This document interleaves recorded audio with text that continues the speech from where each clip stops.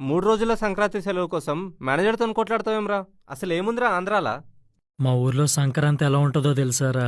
Bhogi మంటలతో పొగమంచుకు bye చెప్పేసి, రకరకాల పిండి వంటలకు హాయ్ చెప్పేసి, వీధుల్లో ముగ్గులన్నిటికి రేటింగ్లు ఇచ్చుకుంటూ, హరిదాసుల బ్లెస్సింగ్స్ పుచ్చుకుంటూ, అతిథులకు మర్యాదలు, అరిటాకుల్లో భోజనాలు కానిచ్చేసి, మధ్యాహ్నం కల్లా రోడ్డెక్కేసి, లోనా బయట గుండాట ప్యాకెట్ అంటూ వచ్చిన హైకుల పందాల్లో పోగొట్టి, పక్కనే దొరికే చికెన్ పకోడీ ఒక ప్యాకెట్ కట్టి, చేపల చెరువుల నుండి కోనసీమకు బయలుదేరితే కొబ్బరి తోటలు, జొవ్వలు, మేళతాళాలు, పూలహారాలతో అలంకరించిన ప్రభలు, ఇంటింటికి ఆగిచ్చే హారతులు, ఊరేగింపప్పుడు కుర్రాళ్ళు వేసే నాటు స్టెప్పులు, వాటిని ఐమూలుగా చూడడానికి వచ్చే అమ్మాయిలు, తీర్థంలో బోర్లు ఊదుకుంటూ ఎగ్జిబిషన్ వైపు అడిగేసి, మందు కాల్పులు నూరెళ్లబెట్టి చూసి తెల్లారేక పడుకుంటే, కనుమ రోజు నీసు భోజనాల పరిమళాలతో మెలకు వచ్చేస్తది. తెలియకుండానే టైం అలా గడిచిపోద్ది. ఆప్యాయంగా మమ్మల్ని పెంచిన వాళ్ళు, మా ముందే పెరిగి పెద్దయిన వాళ్లతో ఆనందంగా గడిపే ఆ 3 రోజుల కోసం సంవత్సరం అంతా ఎదురు చూస్తూనే ఉంటాంరా.